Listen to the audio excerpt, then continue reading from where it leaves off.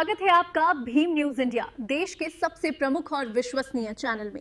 आप देख रहे हैं भीम न्यूज इंडिया। नमस्कार, मैं आपके साथ हूं। आइए जानते हैं आज की ताजा अपडेट्स। देश और दुनिया में क्या चल रहा है उसकी पूरी जानकारी लेकर हाजिर हैं। सबसे पहले बात करते हैं आज के मुख्य समाचार की। रणदीप सुरजेवाला ने राज्यसभा में आज चुनाव आयोग को बुरी तरह घेरा। देखिए एक रिपोर्ट। मैं हूं आपका दोस्त विनय कुमार सिंघल। आप देख रहे हैं भीम न्यूज इंडिया। आपसे निवेदन है कि यदि आप हमारे चैनल पर नए हैं तो प्लीज़ हमारे चैनल को यूट्यूब पर सब्सक्राइब कीजिए, बेल आइकन का बटन जरूर दबाइए जिससे आने वाला नोटिफिकेशन आपको मिल सके। देखिए क्या कुछ कहा। सत्ता का अंगूठा छाप होगा तो फिर चुनाव कैसे होंगे, इसका नतीजा आप खुद देख रहे हैं। कल कोई सरकार किसी बेवकूफ, बेईमान या जेबी व्यक्ति को चुनाव आयुक्त नियुक्त ना कर दे। वोट का अधिकार लोकतंत्र की आत्मा है। आत्मा के बगैर हमारी सभ्यता, हिंदू धर्म में कहा गया है, शरीर जिंदा नहीं रह सकता। बहुत लोग कह देते हैं कुछ नहीं हो सकता। मैं आज ये कहता हूं, मानते हैं अंधेरा बहुत घना है, पर अंधेरे को चीर दिया जलाना कहां मना है। सभापति जी, भारतीय लोकतंत्र के 3 पिलर्स हैं। ए, सबको वोट का अधिकार। दूसरा, एक इंडिपेंडेंट चुनाव आयोग द्वारा निष्पक्ष चुनाव। और तीसरा, संविधान और उसके इंडिपेंडेंट इंस्टीट्यूशंस की मजबूती। ये तीनों जिंदा हैं तो भारतीय लोकतंत्र जिंदा है। इनको मनमर्जी से छीन लीजिए, कमजोर कर दीजिए, इन पर कब्जा कर लीजिए तो लोकतंत्र मात्र एक दिखावा रह जाएगा। आज सत्ताधारी हुक्मरान गुरुजी के वंशज हैं जिनके विचार मैंने पढ़कर बताए। इसलिए चुनाव के परिप्रेक्ष्य में लोकतंत्र और चुनावी सुधारों को लेकर 4 बड़े हमले बोले जा रहे हैं। पहला, निष्पक्ष चुनाव आयोग या कठपुतली चुनाव आयोग, चॉइस हमारी है। चुनाव आयोग की निष्पक्षता से ही लोकतंत्र जिंदा रह सकता है। बाबा साहब अंबेडकर मानते थे कि चुनाव आयोग की निष्पक्षता को फंडामेंटल राइट बनाना जाना चाहिए। बाबा साहब यह भी कहते थे कि उन्हें सरदर्द और गंभीर चिंता है कि कल कोई सरकार किसी बेवकूफ, बेईमान या जेबी व्यक्ति को चुनाव आयुक्त नियुक्त ना कर दे। और फिर यह भी कहा कि राष्ट्रपति के द्वारा भी चुनाव आयुक्त की नियुक्ति पर अंकुश लगाया जाना चाहिए और बाकायदा राष्ट्रपति के लिए भी इंस्ट्रक्शन जारी की जानी चाहिए। और सर, बात यहां खत्म नहीं हुई। जब मामला सुप्रीम कोर्ट में गया कि नियुक्ति कैसे हो, तो सुप्रीम कोर्ट ने अनूप बर्नवाल केस में यहां तक कहा कि कल को अगर पार्लियामेंट कानून भी बना दे, पर अगर वो कानून ऐसा हो जो फिर एक जेबी चुनाव आयोग की नियुक्ति करे तो वो स्वीकार नहीं किया जा सकता। सुप्रीम कोर्ट ने कहा अगर ऐसा कानून बनाओगे जहां जेबी चुनाव आयोग बनेगा तो लोकतंत्र, प्रजातंत्र खत्म हो जाएगा। और सर, बात यहां भी खत्म नहीं हुई। सुप्रीम कोर्ट ने चुनाव आयुक्त की नियुक्ति के लिए chief justice, prime minister, leader of opposition की कमेटी बनाई। इन्होंने क्या किया? कानून बनाकर, मैंने तब भी कहा था इसी सदन में, एक जेबी लोकपाल की नियुक्ति की कमेटी बना ली। प्रधानमंत्री जी, माननीय अमित शाह जी और leader of opposition. Constituent assembly की बात को इन्होंने नहीं सुना। डॉक्टर बाबा साहब अंबेडकर के चिंता को नजरअंदाज करके फेंक दिया और सुप्रीम कोर्ट के फैसले को भी पूरी तरह से नकार दिया। जब चुनाव आयोग ही सत्ता का अंगूठा छाप होगा तो फिर चुनाव कैसे होंगे, इसका सेकेंड अटैक इज वोट का अधिकार। वोट का अधिकार लोकतंत्र की आत्मा है। आत्मा के बगैर हमारी सभ्यता, हिंदू धर्म में कहा गया है, शरीर जिंदा नहीं रह सकता। सर, वोटर लिस्ट, वोटर केवल लिस्ट पर छपा एक नाम नहीं है। वोटर चुनावी न्याय व नतीजों का असली चेहरा है। अगर कोई भी तंत्र बदनीयती से, षड्यंत्र से चुन कर वोटर को ही वोटर लिस्ट से हटा देगा तो यह लोकतंत्र के कफन में आखिरी कील साबित होगी। बिहार में क्या हुआ? 7 करोड़ से अधिक वोटरों को नए सिरे से वोटर लिस्ट में जोड़ने के काम के लिए, जैसा मेरे मित्र कह रहे थे, केवल 60 दिन दिए गए। अब 27 अक्टूबर 2025 से 12 प्रांतों में बिल्कुल नए सिरे से 51 करोड़ लोगों को वोटर लिस्ट में जोड़ने के लिए केवल 90 दिन दिए गए। क्या यह सही है? क्या यह उचित है? क्या यह पॉसिबल भी है?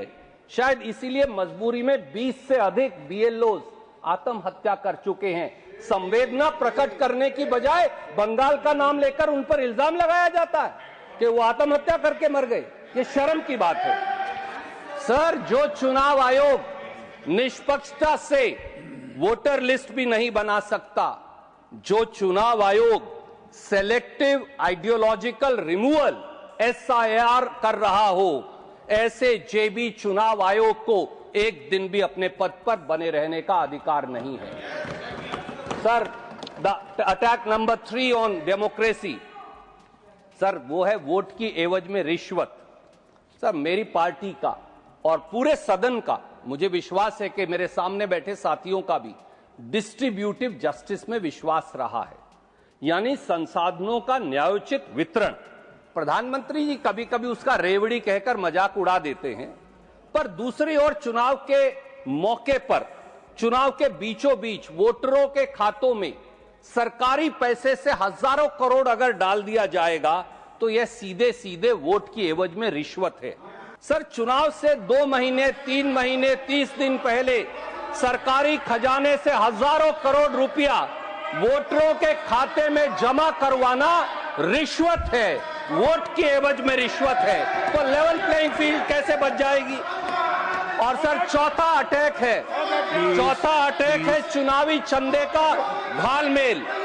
मेरे सहयोगी अजय माखन ने 11 दिसंबर को सदन में बताया कि कैसे इलेक्टोरल फंडिंग के घालमेल के चलते बीजेपी के अलावा देश के किसी राजनीतिक दल के पास चुनावी खर्चे की आर्थिक क्षमता खत्म कर दी गई है। I hope you will give me extra time for the interruptions. Sir, इस आर्थिक अंतर जो बीजेपी और दूसरी पार्टियों में आर्थिक अंतर खड़ा कर दिया गया है, इस अंतर के पहाड़ को खड़ा करने के लिए ईडी, सीबीआई और इनकम टैक्स को हथियार के तौर पर इस्तेमाल किया जाता है। चुनाव आयोग चुप रहता है।